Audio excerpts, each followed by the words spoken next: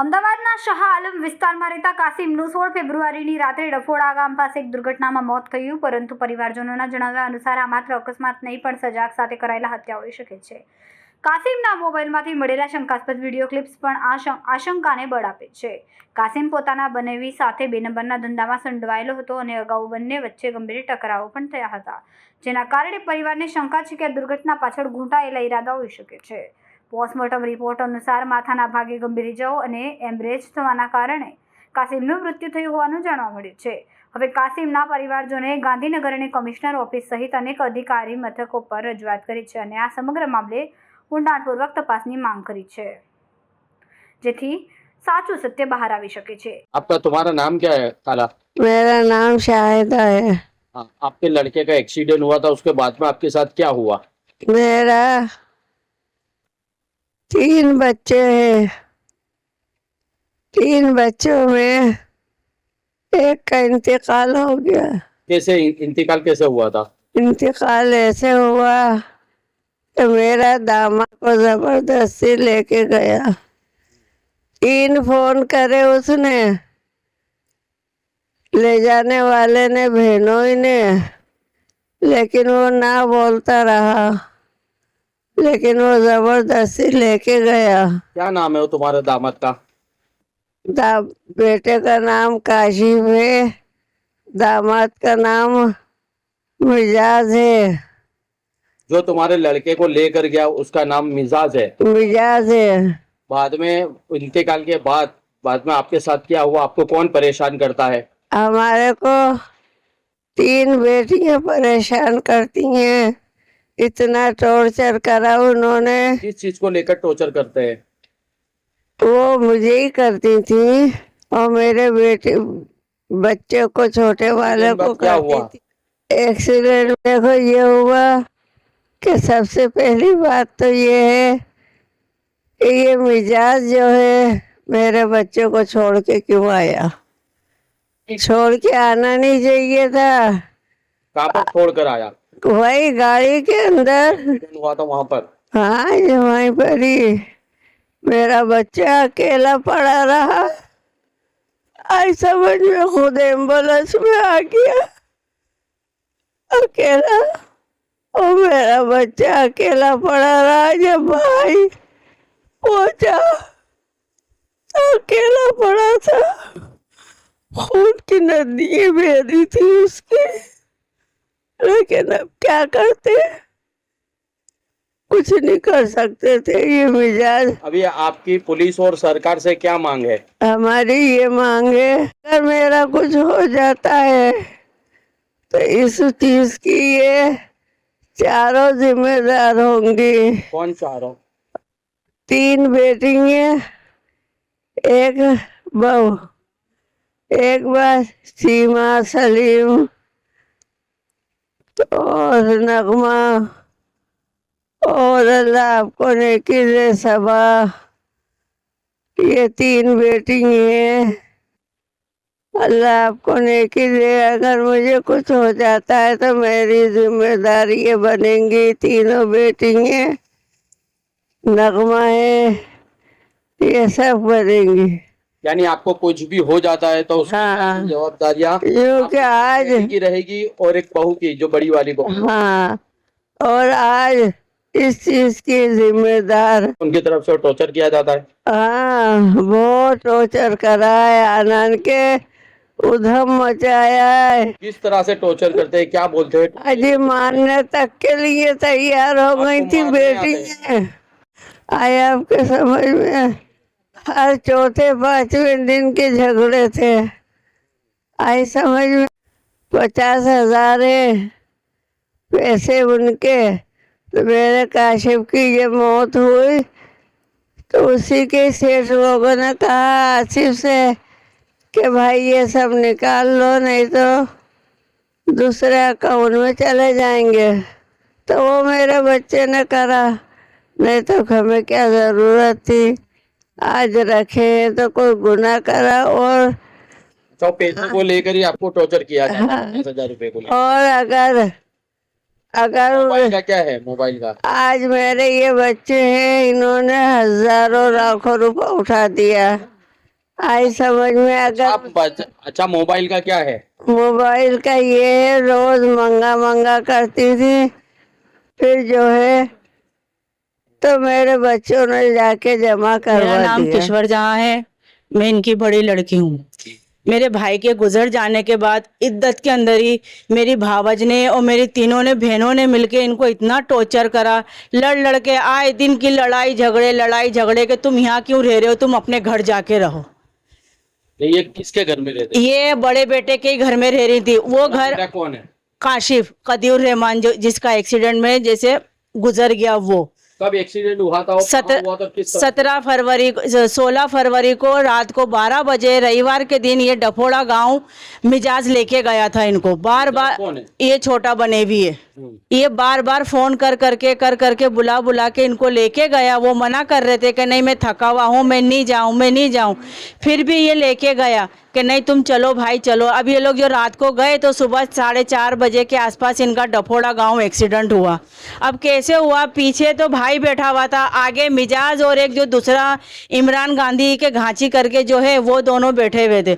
उनको मिजाज को तो बिल्कुल भी नहीं लगी, थोड़ी बहुत मार लगी थी, लेकिन इतना बिल्कुल वो नहीं हुआ था कि वो उठ के है ना क्या नाम है जी वो हो सके। फिर भी मेरे भाई को वहाँ पे अकेला तनहा छोड़ के ये एम्बुलेंस में निकल लिया। आज तेरे में इंसानियत होती तू ये सोचता कि नहीं ये मेरे घर का इंसान है, मैं लेके आया हूँ, जब तक कोई मेरा घर वाला दूसरा नहीं आए मैं भाई को अकेला छोड़ के नहीं जाऊँ। जब तुझे पता था कि वो जगह पे गुजर गया है तो तेरे कम से कम किसी के आने का रास्ता तो देखना चाहिए ना। उनको वहीं पर ही ऐसी है ना क्या नाम है जी मुर्दा हालत में छोड़ के और एम्बुलेंस में आ गया। फिर भी नहीं कहता बीवी से और बहना बड़ी साली से कि भाई का ऐसा हो गया है। वो तो जब छोटा वाला भाई है एम्बुलेंस में जब उसको लेके नहीं आए, छोटे वाले भाई ने देखा कि एम्बुलेंस में ये भाई को लेके नहीं आएंगे तो फिर है ना वो बनेवी के साथ है ना क्या नाम है जी एक्सीडेंट जगह पे जाके पहुंचा तो भाई मुर्दा हालत में पड़ा था। क्या लगता है गाड़ी में कितने लोग सवार थे और कितने? गाड़ी में 6 जने थे। 6 में से इमरान गांची गाड़ी चला रहा था, उसके बाजू में है ना मिजाज मेरा जो छोटा बने हुई है वो बैठा हुआ था, उसके एग्जैक्ट पीछे मेरा बड़ाला भाई बैठा हुआ था, उसके ये साइड पे एक जना और था और पीछे 2 जने और थे। वो 2 उतर के भाग गए, जो इधर था उसको थोड़ा बहुत लगा। इमरान के उतर के क्यों भाग गए था कुछ पता? अब वो अपन को नहीं मालूम। 3 जने थे, कैसे भागे क्या हुआ, वो 3 फरार हो गए थे। इमरान को मिजाज को खाली एम्बुलेंस वाले लेके गए थे, मेरा भाई तो वहीं पर ही पड़ा रहा था क्योंकि एम्बुलेंस वालों का रूल है कि मृतक इंसान में अगर को नहीं उठाते एम्बुलेंस वाले। लेकिन तेरे ये सोचना चाहिए, मिजाज के लिए मैं कहती हूँ कि तेरे को ये सोचना चाहिए कि मेरा साला में जान नहीं है कुछ नहीं है जब तक मेरे घर में जान नहीं है कुछ नहीं है जब तक मेरे घर का इंसान ना आवे मैं वहां तक इसको छोड़ के नहीं जाऊं। तेरे इतने हाथ पैर नहीं टूटे थे, तेरे को इतनी अंदरूनी मार नहीं लगी थी, ना तेरा कोई लहू निकला था जो तू ऐसा उसको छोड़ के ने वहां पे चला गया। अभी तुम्हारा आपसे पुलिस और प्रशासन से क्या? पुलिस और प्रशासन से ये मांगे कि है ना सबसे पहले तो ये मेरी बहनें जो मेरे छोटे भाई को जो टॉर्चर कर रही हैं भावज के साथ मिलके ये बंद करें। किस तरह का टॉर्चर करते हैं? कभी पैसों को लेके, कभी मकान को लेके, कभी किस चीज को लेके। मेरी अम्मी मकान किसका है? मकान मेरी अम्मी के मेरे बाप का था, वो बेच के मेरी अम्मी ने ये मकान करा था, जिसमें से भाई बड़ा था तो उसके नाम करा था कि भाई ये आगे चल के दोनों तीनों भाइयों को कर देगा जैसे। लेकिन उसने फिर मकान के 2 ही हिस्से करे, एक खुद के पास रखा और है ना एक छोटे वाले को दिया। पैसों की ये मैटर है कि है ना 50,000 60,000 जो इसके अकाउंट में थे ना, इनके ऑफिस वालों ने यूँ बोला कि भाई तुम्हारे खातों में किसी के में भी घर वालों के में ट्रांसफर कर लेना, उनके खाते में मत रहने देना वरना पैसे माइनस हो जाएंगे। तो उसने अपने खाते में लेके मेरी अम्मी के खाते में ट्रांसफर कर दिए। उस वक्त भावत से पूछा तो वो यूं बोली भाई मुझे नहीं मालूम कि मेरा खाता है चालू है क्या नहीं। बोले मुझे मेरे खाते का कुछ नहीं मालूम। तो उसने ये सोचा मेरे खाते में लेके मेरी माँ के खाते में डाल देता हूँ, तो उसने वो पैसे है ना मेरी अम्मी के खाते में डाल दिए। अब मेरी अम्मी की पोजीशन ऐसी है कि बगैर KYC के अकाउंट नहीं हो रहा क्लियर। अभी आपके भाई का एक्सीडेंट हुआ था तो उसमें कैसी शंका है आपको? मेरे को तो ये शंका है कि मेरे भाई का एक्सीडेंट से मौत नहीं हुई है। तो किस तरह से? ये किसी भी इन लोगों की चाल क्यों कि उससे 4 दिन पहले ही है ना शनिवार को सब जने मिलके है ना मेरे भाई को, हमारे छोटे बने भी सलीम का कहना है कि है ना क्या नाम है जी सब जने मिलके मेरे बड़े वाले भाई को मारने के लिए आए थे। 40-50 जने, ये उनका कहना था। हमें ये बात मालूम नहीं थी, हमें है ना बाद में पता चला कि है ना इनके पैसों में कोई लेवड़ देवड़ में कुछ लोचा लाची हुआ हैगा, तो इस वजह से है ना क्या नाम है जी भाईजान को मारने के लिए आए थे। ये सारी पैसों की लेवड़ देवड़, पैसों का वहीवट खराब करने वाला मिजाज है। तो तुम्हारे भाई के मोबाइल में से क्या क्या बरामद हुआ, क्या क्या निकला है? भाई के मोबाइल में से बहुत से यानी काले धंधों वाली ऐसी वीडियो सुनने मैंने देखी नहीं, खैर देखो, लेकिन है ना ऐसा सुना है कि उसमें बहुत कारनामे ऐसे हैं जो ये मिजाज ने कर रखे थे। बराबर। मिजाज आपका बहनोई छोटा वाला, ये सब जो मेरे भाई को गलत लाइन पर लगाने वाला, सब करने वाला ये मिजाज है। और 110% ये सब मिजाज की ही कारस्तानी है। नहीं तो मेरा भाई कभी इतना बाहर फिरने वाला नहीं था, कुछ नहीं जानता था। देखो गाड़ी का वो ले बेच धंधा सब करता था, लेकिन ऐसे आउट धंधों में नहीं था। अच्छा, पुलिस के मिजाज के भी रिकॉर्ड चेक करने चाहिए कि नहीं? पुलिस के मिजाज के पूरे रिकॉर्ड चेक कर, किस तरह का किस तरह से हुआ, क्या धंधा हुआ, क्या करता था ये पैसों का जो भाईजान के मेरे वहीवट जो इधर उधर जो पैसा इसने फंसाया ना, ये मिजाज के धंधे में। जो मोबाइल में से सब बरामद हुआ उसकी अर्जी कमिश्नर ऑफिस के कहीं किया आपने? हाँ करवाइए ना। करी अर्जी? करिएगी, भाई ने अर्जी करिएगी। कब करी अर्जी? ये 30 तारीख को है ना अर्जी करिएगी। अब मेरी पुलिस से ये मांगनी है कि सबसे पहले तो ये मेरी बहनें, मेरे छोटे भाई को, मेरी माँ को टॉर्चर कर करके, फोन इधर उधर करके टॉर्चर करना होती है ना, जो गुजर गया है उसकी बच्ची को इन्होंने अपने पास अपने हाथों में पाला हैगा, लेकिन अभी ये इनके साथ रहती थी तो उन्होंने उसको भी इनसे अलग कर दिया।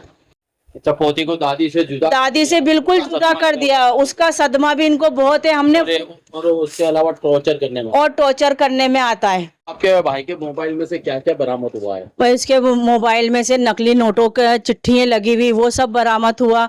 और है ना क्या नाम है जी वो इनके काले कारनामे, अब ये कब से मिजाज के साथ मिलके ये काम होता था, हमें ये सब का जैसे शंका है कि ये हो सकता है ये नकली नोटों का और ये सब के कारनामों को लेकर ये मिजाज ने ये भाई के साथ ये हादसा करा हो, इसके साथ मारपीट में ये हुआ हो एक्सीडेंट। इस तरह से लगता नहीं है कि एक्सीडेंट हुआ है जैसे, लेकिन हो ना हो ये इसी तरह से ये काम, ये राज नहीं खुले मिजाज का, इस वजह से मिजाज इतनी दूर लेके भी गया और उसने ये सारा बाहर के बाहर कारनामा करा और वहां से उसको छोड़ के अकेला भाग गया। ये एक्सीडेंट की रिपोर्ट आई तो रिपोर्ट में क्या आया? रिपोर्ट में है ना एमरेज का बताते हैं, लेकिन हमें नहीं लगता कि ये रिपोर्ट सच्ची है। ये रिपोर्ट हो सकता है इन लोगों ने बदली होगी, क्योंकि बार बार है ना क्या नाम है जी ये लोग पुलिस स्टेशन डफोड़ा जाते थे।